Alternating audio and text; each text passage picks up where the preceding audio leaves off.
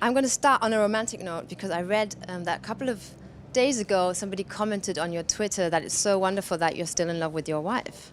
How did you manage to maintain your relationship for such a long time?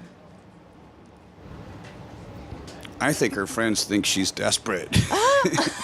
I thought it was going to be more romantic than that. You got to work on it. Anything worth having is worth keeping, and you got to work at it.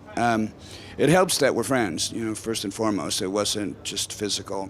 You've worked with Michael Moore before on a music video. Yep. And like Nostradamus, like you had a sign in that video. Nostradamus. Nostradamus. They call me Nostradamus. Oh, okay. Yeah. Because did you have the idea for that? Because that's really strange. And it said Trump for president. Yeah. We hooked up with him back in the day for 2 videos, for Testify and for Sleep Now in the Fire, both of which are my 2 favorite videos of all time. They really happened.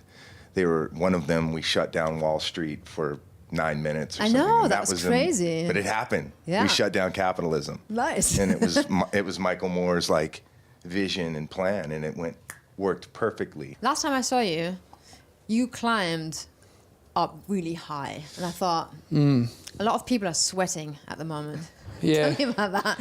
Oh, I mean, it is a bit insane. It's, when you're on stage, you're not really yourself. I'm not going to go climbing around here like some sort of like climbing up that. What do you mean? Well, it wouldn't be that dangerous. No, I mean, that's like a practice one. But no, I mean, the best part about it is it's the best seat in the house when you get to the top and you can look out and see all the tents and all the crowd all the way to the back, the food vans. And when you put your guitar in the air and they all put their fists up, it feels pretty cool.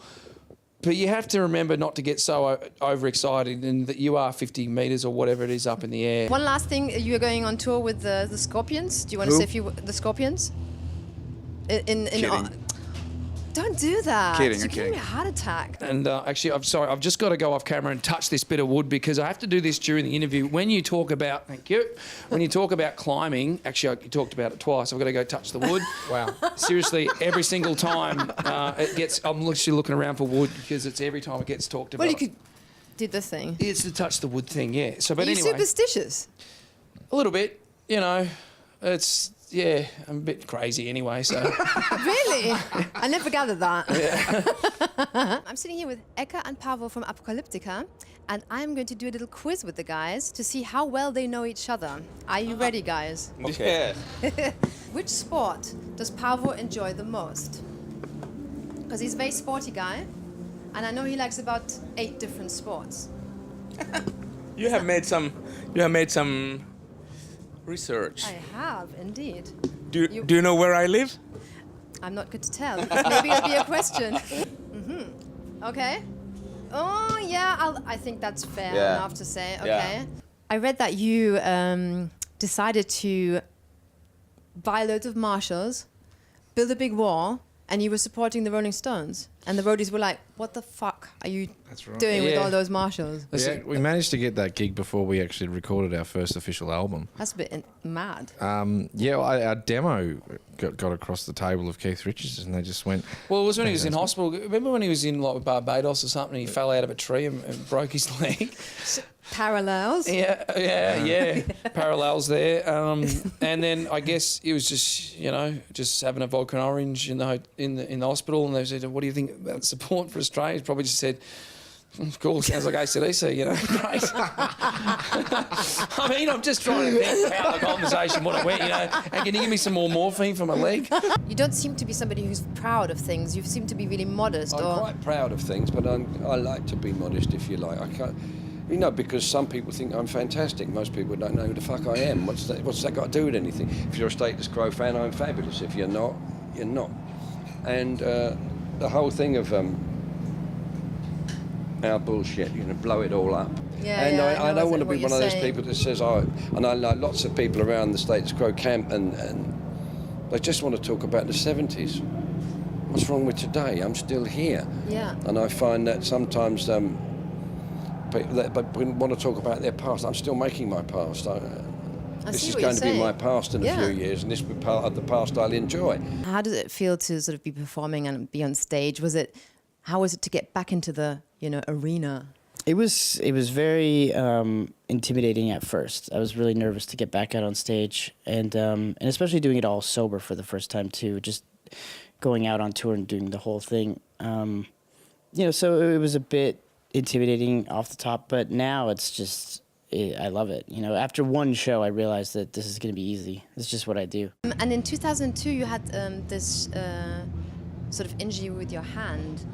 And you went through a long therapy, and I found that, it was like 17 months or something, plus, years of, trying to relearn everything. Where did you sort of get the willpower to say, I'm going to fight for this and I'm going to struggle, and even, how did you get through that? Who was there to support you? The inspiration for that was not wanting to give up, because so many people, they have something that happens to them and they just roll over and die. And to think about all of the ideas, all the dreams, all the songs, all the lyrics that would have died with me if I would have rolled over that day and just said, that's it, I can't play anymore. Because the doctor said you won't play guitar anymore. Your child was born in May, you mentioned. And I've talked to a couple of musicians, and I have the feeling that it puts things in perspective, into a completely new perspective, and maybe takes the importance out of, sometimes too much ego or whatever. Do you feel like something has changed in your perception? It's you kind of feel that you're being reborn because a new life is starting. You kind of start all over again, and suddenly it's not all about yourself. It's about that little thing. And I kind of like that, remove focus, so everything is not about your work or what you're doing, that you can concentrate on something that, brings another kind of inspiration for life.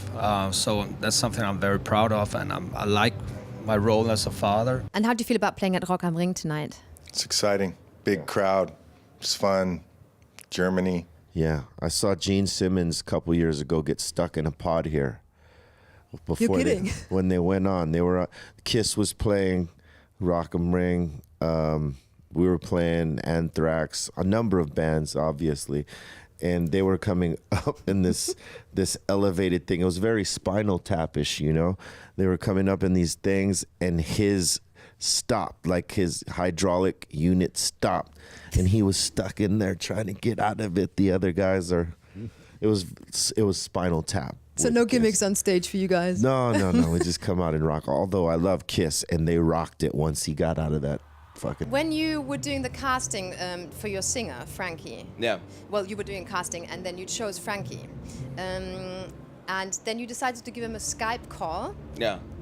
And somebody decided to do this in a particular way. In fact, you were all naked when you called him. Yeah. Who had the idea to call him all naked? You're really good. You're really okay. Nice. He had the idea, and he said, "Guys, we have to call him naked," and then you were like, "Yeah, let's do it." Nudity is very natural completely thing normal in for Finland. Finns. It's also like for Germans, but Yeah. even more for Finns. And Mikko especially, he's an extrovert, or how you say it, that he likes to be naked. Exhibitionist. Yeah, he's exhibitionist. Why doesn't he go yeah. naked on stage? It might be. He has been performing in Ruisrock. He's been on stage biggest naked, yeah. Finnish rock festival, naked on stage. Nice. But Well, I mean, like Red Hot But Chili usually Peppers did. when there is an idea to get naked, it's Mikko behind it. You said once you're also a bit shy, and it's so difficult if you're shy. Yeah, it's like There's I a know. contradiction all the time. I am very And then shy. you said we are insecure little show-offs. Yeah. Otherwise, we couldn't do this shit. That's right. And what bothers me is the person who isn't the insecure little show-off. You mean he thinks the public need him or her? That's the other start. So you said about being modest. I don't want to be that man that thinks they really need me. And Yeah, I I've know met what you're some saying. people like, Yeah, I know. I'd But rather they go live up in a there sort of really weird world. Agreed, but I would rather go up there insecure than, hey. The thing was, we used to play with different bands in the Upplands Väsby city. So you were like town. actually like foes and enemies. Yeah, like competition. a little bit. Yeah. But at the same time, they checked me out, and I, checked them out. And, From a distance. Yeah, and then when the time was right, the marriage was completed. Yeah, it was when the opening, when we looking for a drummer, we just remembered Ian. You know, he you stood stole out, him. He stood out from a crowd, and he used to paint his own drum kits, and he sang in his band. He wrote the songs. He was like, yeah, he was a big star in his band. Wow. And we want that guy. He's cool, you know. What was your first sort of metal cassette type of thing? Or did you listen to it together? You had a fair bit of Van Halen going on too. Ooh, Van Halen. And Iron Maiden, yeah. Did you get the hairstyle and everything as well? Well, when we got on our first tours, I sort of had a bit of a tackle with some scissors. And I cut my hair like Bruce Dickinson, like 1992. So basically... 1992 era. So I just went like this. 92 era. Because we used to have the VHS Iron Maiden live at Donington. Right. And on that one, Bruce had the straight across the brow. So how did it work for you? It didn't work very well. No. I thought it looked pretty cool. I keep saying, bring it back, man. Like, let's just... Might come back.